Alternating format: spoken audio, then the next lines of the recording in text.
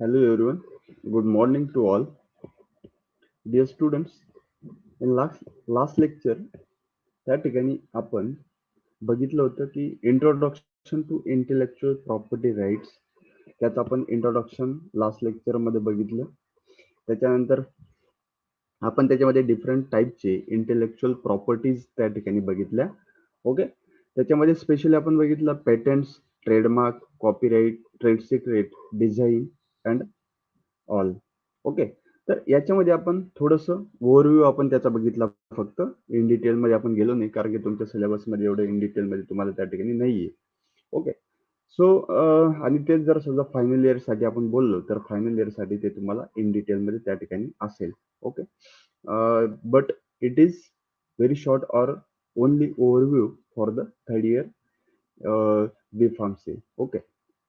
So जसं की आपण लास्ट लेक्चरमध्ये बघितलं की खूप सारे त्या ठिकाणी इंटेलेक्च्युअल प्रॉपर्टी आहेत.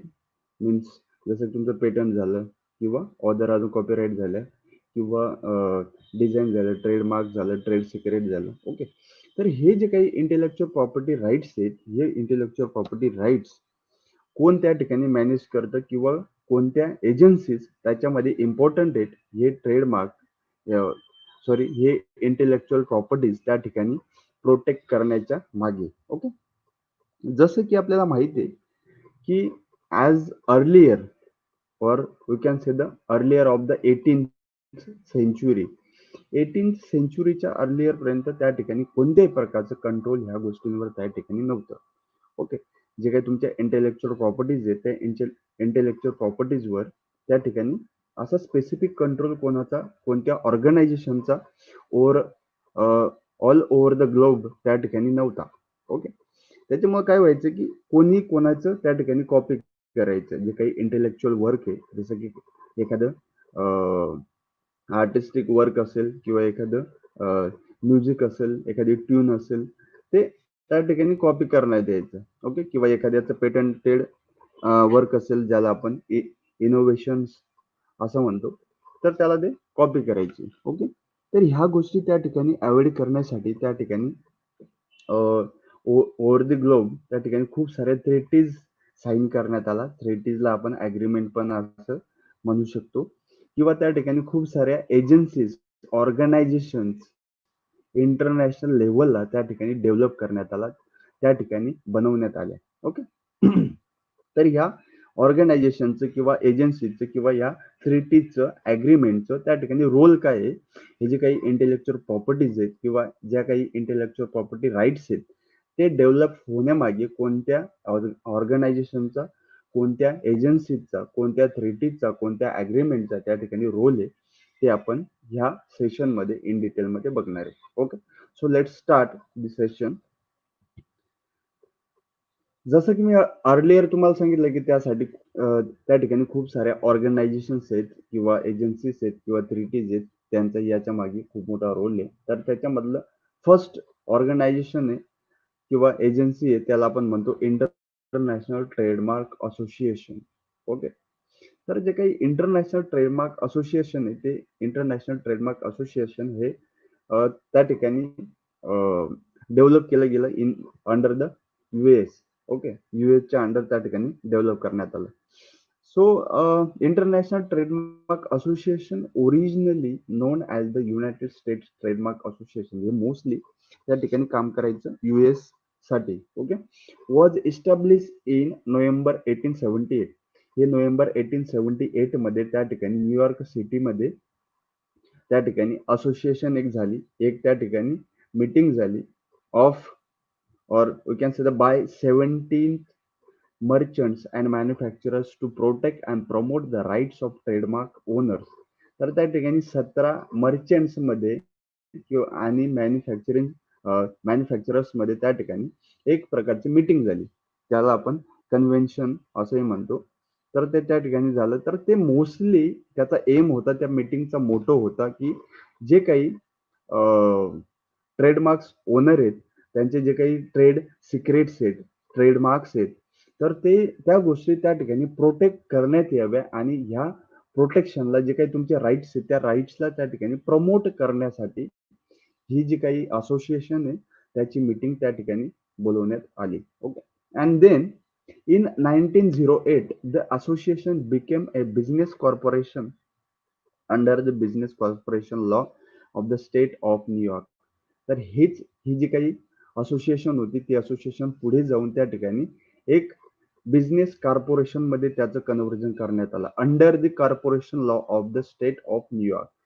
तर न्यूयॉर्क स्टेट जे युएस मधले आहे त्या स्टेटमध्ये त्या स्टेट कॉर्पोरेशन लॉच्या अंडर हे जे काही असोसिएशन होतं ते असोसिएशनला त्या ठिकाणी प्रोटेक्ट करण्यात आलं किंवा त्याला जागा देण्यात आली.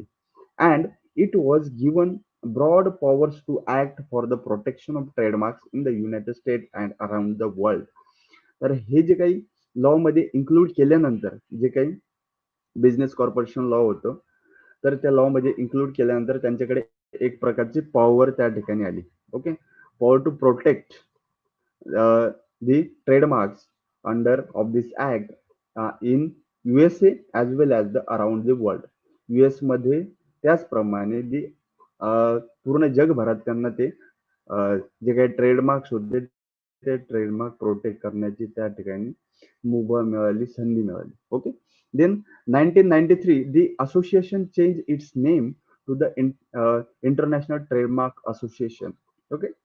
आणि हे सेम ऑर्गनायझेशन पुढे 1993 मध्ये त्या ठिकाणी असोसिएशन चं नाव चेंज होऊन त्या ठिकाणी इंटरनॅशनल ट्रेडमार्क असोसिएशन म्हणून त्या ठिकाणी त्याला नामकरण करण्यात आलं किंवा त्याला चेंज करण्यात आलं. ओके. जे आजही त्या ठिकाणी वर्किंग मध्ये ह्याच नावाने इंटरनॅशनल ट्रेडमार्क असोसिएशन ह्या नावाने.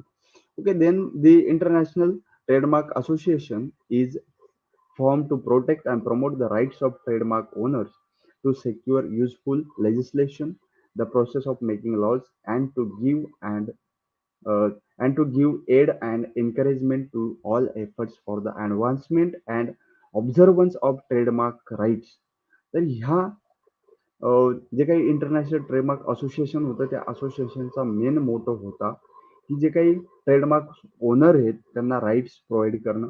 देन जे काही याच्या अंडर येणारे ट्रेडमार्कच्या रिलेटेड असणारे जे काही लेजिस्लेशन्स असतील जे काही लॉज असतील त्या लॉजला त्या ठिकाणी सेक्युअर करणं, प्रोटेक्ट करणं किंवा त्याचं त्या ठिकाणी यूज मध्ये आणणं किंवा त्याचं इम्प्लिमेंटेशन करणं हे यांचं किंवा ह्या ऑर्गनायझेशनचं मेन मोटो किंवा त्या ठिकाणी त्याचं उद्दिष्ट होतं.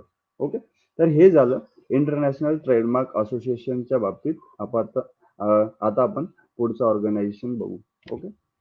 तर नेक्स्ट आहे वर्ल्ड इंटेलेक्च्युअल प्रॉपर्टी ऑर्गनायझेशन, ज्याला आपण वायपो म्हणतो, जे आज मोस्टली त्या ठिकाणी जे काही ओव्हर द ग्लोब आहे, ओव्हर द वर्ल्ड आहे, ऑलमोस्ट 188 कंट्रीज त्याच्यामध्ये पार्टिसिपेटेड आहेत.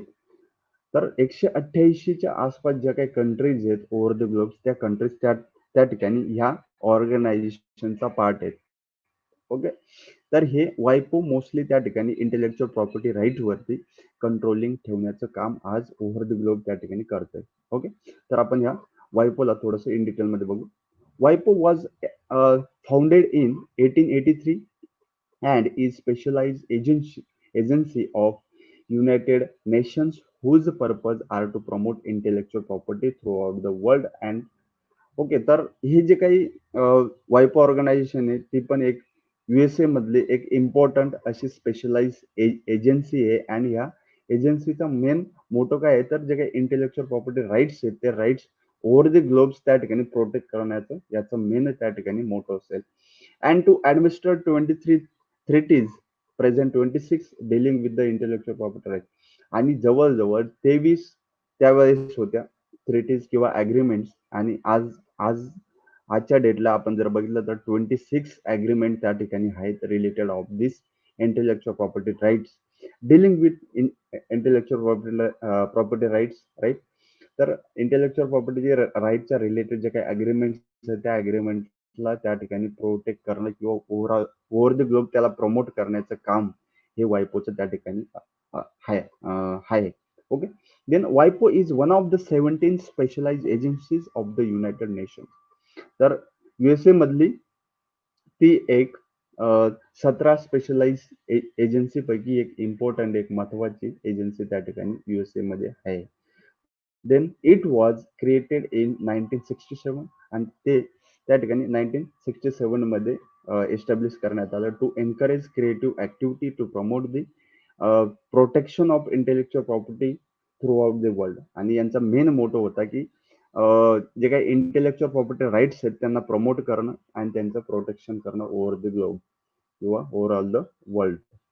More than 175 present its and 188 nations are member of the वायपो. जवळजवळ 188 देश त्या ठिकाणी आजच्या डेटला मेंबर्स आहेत वायपोचे. Okay. Its headquarter in a Geneva, Switzerland. Current director general of the वायपो is Francis Gurry and took charge on October 2008. 1 October 2008. The presidents. Okay. तर जे काही वायपोचं हेड ऑफिस आहे ते हेड ऑफिस त्या ठिकाणी स्वित्झर्लंड मध्ये जिनिव्हा जी सिटी आहे और we can say the Geneva. Okay. तर त्या ठिकाणी ती लोकेटेड आहे हेडक्वार्टर त्याचं. ओके. देन त्यांचे जे करंट डायरेक्टर आहे ते फ्रान्सिस गेरी. ओके. तर असं जे काही वायपोचं हेड ऑफिस आहे ते head office over the globe त्या ठिकाणी जे काही इंटेलेक्च्युअल प्रॉपर्टी राईटच्या रिलेटेड जे पण काही इश्यू असतील ते इश्यू त्या ठिकाणी सॉल्व्ह करण्याचा ट्राय करते. Okay. Then the predecessor to the वायपो वॉज दी BRIPI, ज्याला आपण म्हणतो bureaux for the protection of the intellectual property rights. It was establish in 1893. आता याच्यामध्ये प्रेडेसर्स म्हणजे काय, तर प्रेडेसरचा अर्थ होतो की प्रिव्हियस. ओके. तर वायपोच्या आधी जे काही त्या ठिकाणी लक्ष ठेवणारी एजन्सी होती ती एजन्सी होती bureaux for the protection of the intellectual property rights आणि ते एस्टॅब्लिश झालं होतं 1893 मध्ये. तर याला पुढे जे काही वायपो ऑर्गनायझेशन ते ऑर्गनायझेशन आहे त्या ऑर्गनायझेशनने त्याला टेक ओव्हर त्या ठिकाणी केलं. ओके. देन द वायपो was formerly created by the convention, ज्याला आपण मीटिंग असं म्हणतो, establish the world intellectual property organisation which entered into force on April 26, 1970. तर ही जी काही कन्व्हेन्शन होती किंवा मीटिंग होती त्या मीटिंग मध्ये त्याला क्रिएट करण्यात आलं वायपोला. ओके. तर हे असं वर्ल्ड इंटेलेक्च्युअल प्रॉपर्टी ऑर्गनायझेशन और वी कॅन से द वायपो त्या ठिकाणी over the globe intellectual property राईटच्या रिलेटेड जे पण काही इश्यूज आहेत त्याला हँडल करण्याचं काम करते. Next is Berne convention for the protection of the literary and artistic work. तर जे काही बर्ने आहे जी एक स्वित्झर्लंड मधली सिटी आहे, तर त्या सिटीमध्ये एक त्या ठिकाणी मीटिंग प्रिसीड करण्यात आली किंवा मीटिंग भरवण्यात आली. त्या मीटिंगमध्ये त्या ठिकाणी जे काही लिटररी वर्क आहे, जे काही पोएट्रिक वर्क आहे आणि आर्टिस्टिक वर्क आहे related of the music and singing किंवा जे काही पण सॉंग्स असतील त्याच्या रिलेटेड जे काही प्रोटेक्शन आहे ते प्रोटेक्शन ह्या कन्व्हेन्शन मध्ये बर्ने कन्व्हेन्शन मध्ये त्या ठिकाणी प्रोटेक्ट करण्यात आले. ओके. आणि ही जे काही बर्ने कन्व्हेन्शन आहे कन्व्हेन्शन आहे ते वायपोचा एक पार्ट आहे किंवा वायपोने त्या ठिकाणी त्याला कंडक्ट केलंय. Okay. An international copyright treaty called the Convention for the Protection of Literary and Artistic Works signed at Bern, Switzerland in 1886 under the leadership of Victor Hugo to protect literary and artistic work. Okay. तर जवळजवळ 1886 मध्ये त्या ठिकाणी Berne येथे Switzerland मध्ये ही meeting झाली आणि त्या मीटिंगचे जे पण कोणी लीडर होते ज्यांचं नाव होतं की वेक्टर विगो, त्यांच्या अंडर हे मीटिंग त्या ठिकाणी प्रिसीड करण्यात आली. आणि ह्या मीटिंग मध्ये मोस्टली त्या ठिकाणी डिस्कस केलं गेलं की जे काही लिटररी वर्क आहे, जे काही आर्टिस्टिक वर्क आहे त्याला प्रोटेक्ट करण्यासंबंधीची ती मीटिंग झाली. आणि त्याच्यामध्ये जे काही ट्रिटीज साईन झाल्या, जे काही अग्रीमेंट साईन झाले जे की 145 मेंबर कंट्रीज होते त्यांच्यामध्ये, की ओव्हर द ग्लोब आपण त्या ठिकाणी जे काही आर्टिस्टिक वर्क आहे किंवा जे काही लिटररी वर्क आहे ते वर्क आपल्याला त्या ठिकाणी प्रोटेक्ट करायचं आहे. Okay. Then the United States became a party to the Berne Convention in 1989. The Berne Convention is administered by the WIPO and is based on the percept uh, percept means rules that each member nation must treat nationals of other member countries like its own national for purpose of copyright, or we can say the nation treatment, त्यालाच म्हणता nation treatment द्यायची आहे. Okay, तर याच्यामध्ये काय decide करण्यात आलं mostly, की जे पण मेंबर कंट्रीज आहेत 145, ओके, त्या कंट्रीजनी एक गोष्ट त्या ठिकाणी लक्षात ठेवायची, की जे पण आर्टिस्टिक वर्क असणारे या 145 मेंबर कंट्रीजचं, ते तुमचं स्वतःचं वर्क आहे, ते तुमचं ओन वर्क आहे, ते तुमच्या नेशनचं वर्क आहे असं समजा आणि त्याला कॉपीराईट प्रोटेक्शनमध्ये प्रोटेक्शन प्रोव्हाइड करा. ओके, तर त्यांनी कोणीही त्याची कॉपी करणार नाही याचं त्या ठिकाणी अश्युरिटी ठेवा, की कोणत्याही कंट्रीमधलं कोणत्याही कंट्रीमध्ये वर्क कॉपी होणार नाही याची त्या ठिकाणी काळजी घेणं, हे ह्या बर्न कन्व्हेन्शनमध्ये त्या ठिकाणी ॲग्री करण्यात आलं ऑल दी मेंबर कंट्रीज, जे की 145 member countries त्या ठिकाणी होते. In addition to establishing a system of equal treatment that internationalized copyright amongst signatories, the agreement also required member states to provide strong minimum standard for copyright law. तर त्या ठिकाणी हे पण डिसाईड करण्यात आलं, की एक इक्वल इंटरनॅशनली ट्रीटमेंट त्या ठिकाणी कॉपीराईटसाठी ठेवायची आहे सर्व सिग्नेटरीजमध्ये, म्हणजे जे पण काही 145 मेंबर कंट्रीज आहेत त्यांच्यामध्ये, की एक मिनिमम स्टँडर्ड त्या ठिकाणी असणं गरजेचं आहे, जे की त्या कॉपीराईट लॉला त्या ठिकाणी प्रोटेक्ट करेल आणि ते त्या ठिकाणी जे काही राईट्स होते ते राईट्स किंवा जे काही लॉ होते ते लॉ त्या ठिकाणी एन्फोर्स करण्यात आले किंवा त्या ठिकाणी लागू करण्यात आले. Okay, then it was influence by the French right of the author law. आणि हे जे काही सर्व बर्न कन्व्हेन्शन होतं ते मोस्टली ते इन्फ्लुएन्स झालंय किंवा ते त्या ठिकाणी आलंय, तर ते फ्रेंच मधून आलंय, which was the right of the author. ऑथरचे हक्क किंवा जे काही राईट्स ऑफ द ऑथर्स होते त्या एक थॉट वरून त्या ठिकाणी ही जी काही कन्व्हेन्शन होती ती कन्व्हेन्शन त्या ठिकाणी पार पाडण्यात आली. आणि जे काही राईट्स होते, जे काही प्रोटेक्शन होते related of the literary work और we can say the artistic work, ते वर्कचे प्रोटेक्शन जे काही राईट्स होते ते राईट्स त्या ठिकाणी यांना देण्यात आले त्या to that particular person. Okay, so this was regarding of the Berne convention, जे की तुमचं लिटररी आणि आर्टिस्टिक वर्कला प्रोटेक्शन करण्यासाठी खूप मोठं माइलस्टोन त्या ठिकाणी कन्सिडर करण्यात येतं. Next one is Madrid protocol. Madrid एक स्पेन मधली सिटी आहे, त्या ठिकाणी मॅड्रिड मध्ये एक अग्रीमेंट करण्यात आलं जे की रिलेटेड होतं ट्रेडमार्क्स. ओके, ट्रेडमार्कच्या रिलेटेड तर त्या ठिकाणी त्या मॅड्रिड प्रोटोकॉलमध्ये किंवा ट्रिटीमध्ये किंवा अग्रीमेंटमध्ये साईन करण्यात आलं की जे काही ट्रेडमार्क असेल ते ट्रेडमार्क त्या ठिकाणी प्रोटेक्ट करण्यात यावे. It is a legal basis. Legal basis is the multilateral treaties Madrid. Okay, जे की स्पेन मध्ये सिच्युएटेड आहे. Agreement concerned with the international registration of marks, or we can say the trademarks of 1991, as well as the protocol relating to the Madrid Agreement 1989. The Madrid system provides a centrally administered system of obtaining a bundle of trademark registrations in separate jurisdictions. तर ह्या Madrid convention मध्ये mostly काय discuss करण्यात आलं, तर जे काही trademarks असतील ते ट्रेडमार्क्सला त्या ठिकाणी रजिस्टर करण्यासाठी आणि त्याला मॉनिटर करण्यासाठी एक स्पेशल ज्युरिस्डिक्शन, एक स्पेशल लॉ, एक स्पेशल रूल त्या ठिकाणी असणं गरजेचं आहे आणि ते त्या ठिकाणी त्या मॅड्रिड प्रोटोकॉलमध्ये ते साईन करण्यात आलं. The protocol is a filing treaties and not substantive harmonization treaty. आता सबस्टॅन्सिव्हचा मिनिंग होतो फंडामेंटल. तर कोणत्या प्रकारचं फंडामेंटल हार्मोनायझेशन त्या ठिकाणी कन्सिडर करण्यात येऊ नये असं त्या ठिकाणी डिसाईड करण्यात आलं. आणि हे जे काही प्रोटोकॉल आहे ते प्रोटोकॉल एक ट्रिटीजला फाईल करेल. जे काही अग्रीमेंट असतील त्या अग्रीमेंटला फाईल करण्यासाठी त्या ठिकाणी ते आणण्यात आलं. Okay, then it provide a cost effective and efficient way for trademark holders. Okay, तर हे कॉस्ट इफेक्टिव्ह आणि एक इफिशियंट वे त्या ठिकाणी प्रोव्हाइड करण्यात आलं over the globe. Okay, all over the world to the ट्रेडमार्कर्स.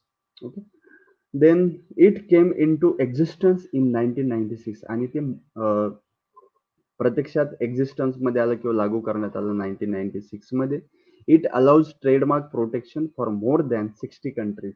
तर 60 पेक्षा जास्त कंट्रीज मध्ये त्या ठिकाणी हे जे काही ट्रेडमार्क होतं ते ट्रेडमार्क प्रोटेक्शन करण्यात आलं, including all 25 countries of the European union. आणि युरोपियन युनियन मधल्याच त्या ठिकाणी 25 कंट्रीज याच्यामध्ये सामील होत्या. Okay sir, sorry. ओके, तर हे झालं मॅड्रिड प्रोटोकॉलच्या रिलेटेड, जे की त्या ठिकाणी ट्रेडमार्क्सला प्रोटेक्ट करण्याच्या रिलेटेड त्या ठिकाणी अग्रीमेंट करण्यात आलं, ट्रीटीज साईन करण्यात आली. ओके सर, अशा ह्या ज्या काही ट्रीटीज होत्या त्या ट्रीटीजचा कुठे ना कुठे त्या ठिकाणी खूप मोठा रोल आहे किंवा आपण त्याला माइलस्टोन असं म्हणू शकतो, जे की इंटेलेक्च्युअल प्रॉपर्टी राईट डेव्हलप होण्यामागे त्या ठिकाणी कारणीभूत आहेत. ओके, तर enough for the day. Remaining we will discuss in the next session. So thank you so much. And here is the motivational quote of the day. I can and I will. Watch me. Okay. So always एक लक्षात ठेवायचं की मी एखादी गोष्ट करायची ठरवली, so I can and I will, just watch मी. लोक काय म्हणतायत आपण जी गोष्ट करतो त्याच्याबद्दल, तर काही त्याच्याबद्दल विचार करू नका. Just say them, I can and I will, just watch me. So thank you so much for being here. Thank you.